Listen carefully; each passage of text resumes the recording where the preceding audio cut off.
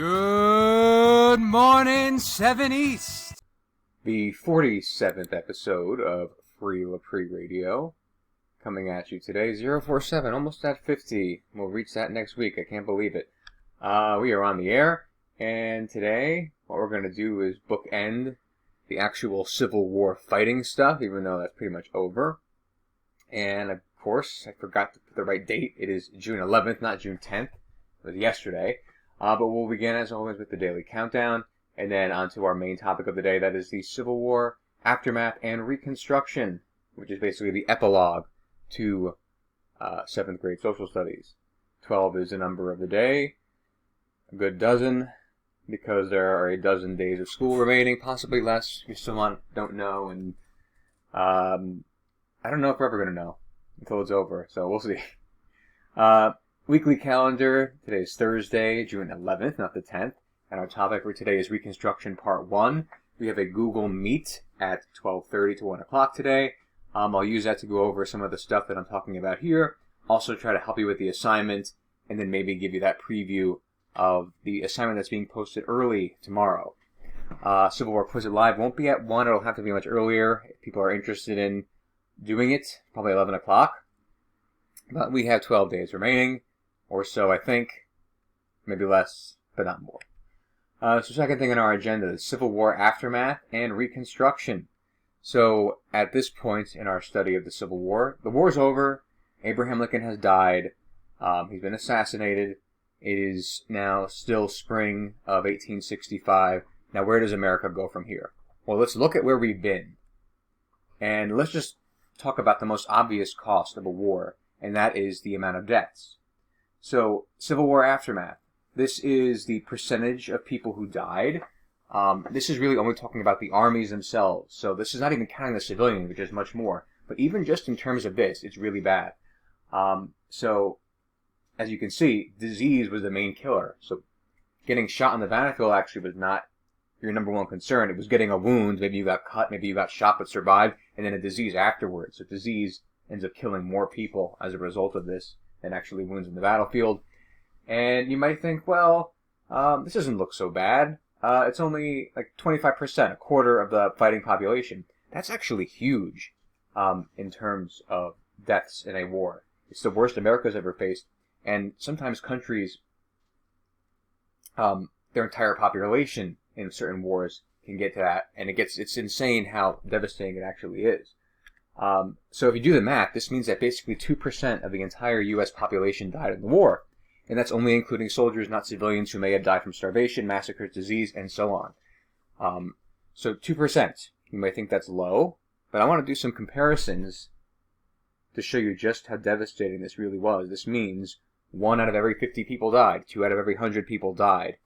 And you might think, okay, that sounds like not too much, but let's compare it to other wars. So for a comparison, let's consider World War II. In World War II, about 3% of the world's population died. So 2% of the American population died in the Civil War, 3% of the world's population died in World War II, and that was the biggest war in history. So for America alone, the Civil War was devastating beyond words and beyond statistics. It was like having a world war, but in America almost, in terms of the percent of people who died. Now, let's compare America's situation in the Civil War to America's situation in World War II. So America, fortunately, in World War II, only lost 0.32% of its population. So if you wanted to make it like somewhat comparable, the United States, percentage of population-wise, lost 6 times more people in a Civil War than they did in World War II. That's like having 6 World War IIs equaling 1 Civil War in terms of the percent of Americans who died, which is kind of crazy when you think about it. But after so much destruction, things just can't go back to normal. There's a lot of hatred on both sides. There's a lot of destruction on both sides. There's a lot of death on both sides. And this country is never going to be the same again. America needs to go through another phase to try to rebuild the country after the devastation caused by the Civil War. So this is our epilogue. We have basically finished 7th grade social studies. We have told the story of 7th grade U.S. history up to this point. But now we're telling the epilogue, the last word on it, like puts a bookend into it until your new story next year in 8th grade social studies. And this part, this epilogue, is called Reconstruction. So that's a reason why the unit is called Civil War and Reconstruction, because Reconstruction is our final chapter, our epilogue in this story of 7th grade social studies. Wait, what's Reconstruction?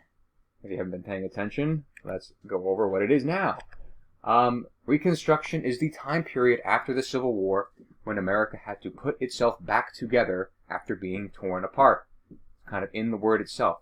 You have to, after something is destroyed, you have to reconstruct it to put it back together.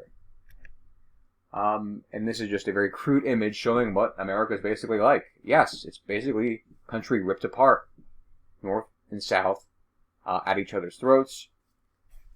And now, what America is going to have to do is put America back together after all this destruction. And I can't think of, well, before I go any further, just take a look at some of the pictures that should be familiar.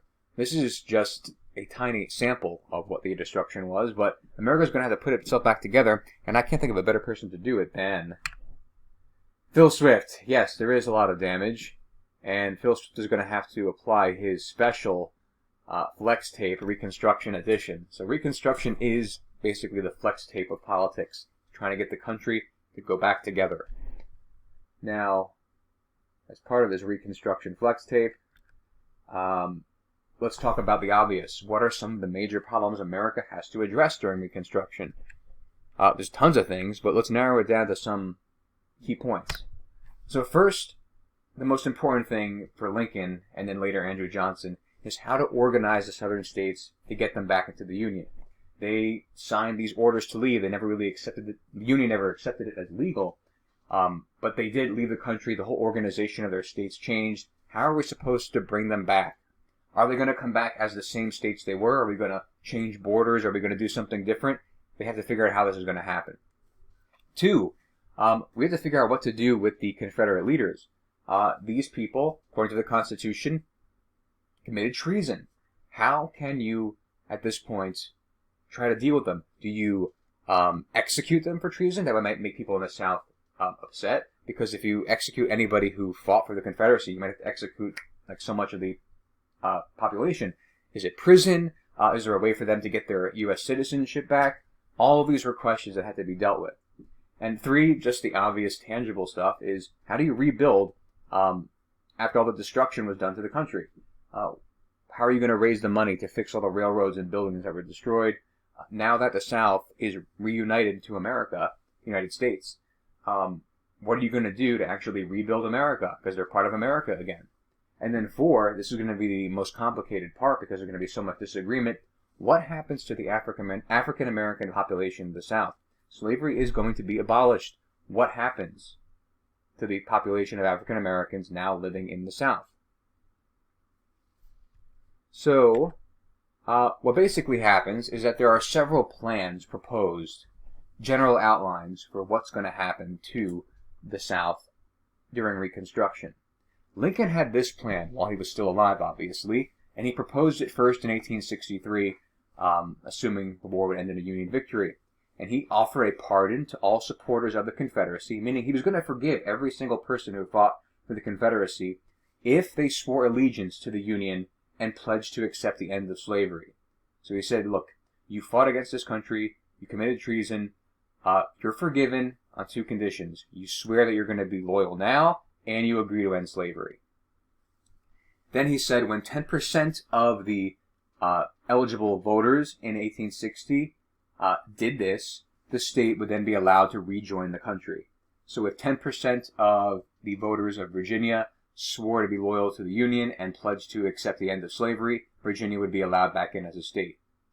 And then when they were allowed back in, the new state constitutions had to outlaw slavery too, but there was no details in there about what to do with the freed African Americans.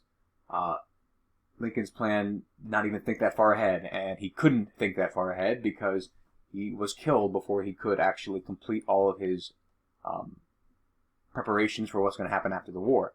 Now, Andrew Johnson, Lincoln's vice president, who becomes president after him, he agreed to have amnesty, which means forgiveness, to all whites who signed loyalty oaths. So any white citizen of the South who signed a loyalty oath to the Union, they were allowed to receive forgiveness and not be punished. He also agreed the states must abolish slavery, but he also said that the states who had fought against the Union, they got to pay their own debts. They brought this upon themselves. They got to pay their war debts. There's no role also in Johnson's plan for freed African Americans, and there's no vote given to freed African Americans. So the right to vote, they don't have either.